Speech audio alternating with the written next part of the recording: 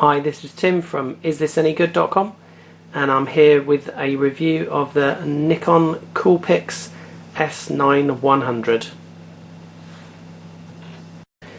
So this is one of Nikon's latest models in the travel zoom category.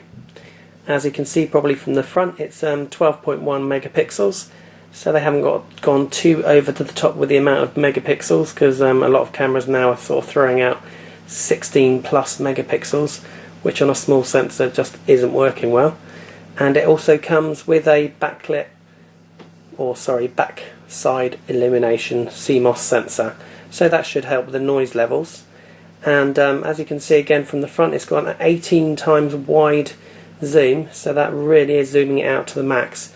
That zoom goes from a pretty wide 25 millimeters to 450 millimeters. That's in 35 millimeter equivalent terms, and the aperture range is f3.5 to f5.9, and it is a stabilized EDVR lens as well.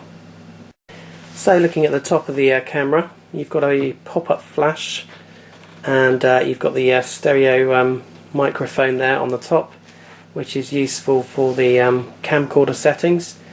And you've got your on-off switch, and you've got your zooming dial, and then you've got your function dial there as well.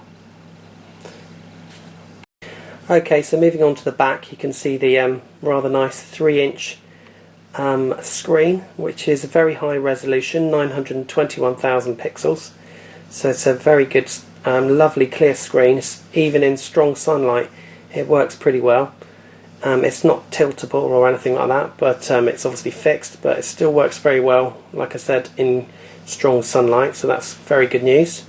And then on the back we've got here, we're just going a close-up and zoom out a bit, and we've got your menu button, your delete, your function button here, function dial to operate the menus, play button, and you've got a one-touch video recording, which is a nice feature. So even if you're taking pictures, you just hit that and it will go into whatever recording mode you're in, and you do get, and I will show you that in a minute, you get full HD recording. So again, good news, full HD recording, and you can use the zoom with the video recording as well. So excellent news. So just looking at the top, you've got your scene modes, your automatic, you've got special effects, continuous modes, and you've got night portrait, you've got backlit. It's all there for you. So there's lots of different modes. There isn't, I'm just going to turn it off, there isn't unfortunately any sort of real manual modes. So you can set on the back, you can see there, you can set your exposure compensation, and you've got the backlight option as well for strong backlighting, but you can't change your aperture and shutter, etc. Okay, so we've turned the camera on now. I'm just going to quickly run through the menu, and it's very nice and easy to use, this camera. Really easy, straightforward through the menu. So you've got all your settings in here, so you can change your ISO sensitivity, your autofocus area mode and autofocus mode. So there is plenty. There's also the metering and white balance you can change, and like I said, there's plenty of options still in here, although you've got no actual manual mode. Very, very simple, just to switch from camera and into your video mode, and you can change all your movie options there, and you can see you get full HD options as long as a host of other options as well. So excellent news. And we're just going to I'm just going to run through a few of the other things as well. So you can see I've got pretty small hands anyway, and it's a pretty compact camera, especially for the focal length it gives you, 25mm to 450. Really good wide ranging zoom. You're not really going to need anything else on your travels. And if I just show you by putting it down here, so this is at the 25mm wide angle position, and if I just quickly zoom, you'll see. So that's at the furthest position there. You can zoom even further in with digitally enhanced, but that's going to lose some image quality. So it's not too bad at all. It's not too bulky at all, even with the zoom lens right out to its furthest position. and it is extremely nicely built. It's got lots of metal content on it, and it's all put together pretty well. It doesn't feel too flimsy, but it's still pretty lightweight. Now it takes standard SD.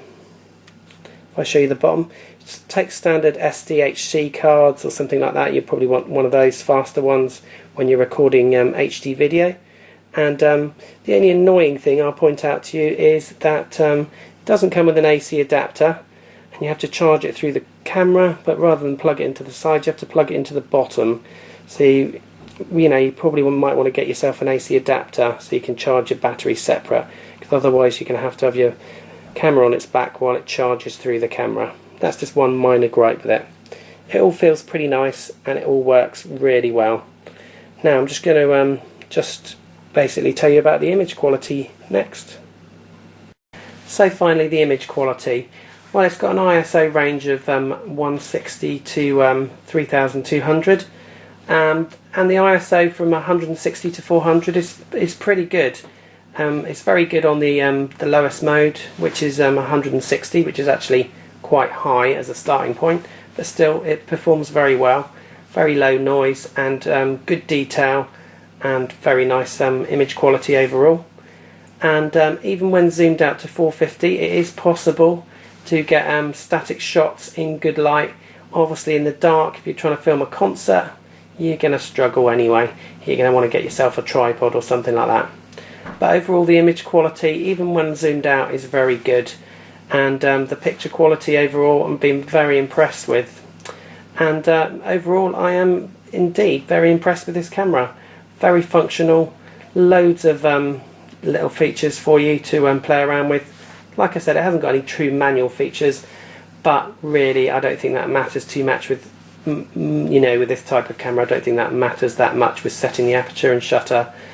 It's not really aimed at that sort of market. So I'm going to ask the usual question, is this any good? And I have to confirm, yes it is indeed a very good camera, and it's priced around £200 at the moment in the UK, maybe a little bit more, which is about $275, $300 in the US, something like that.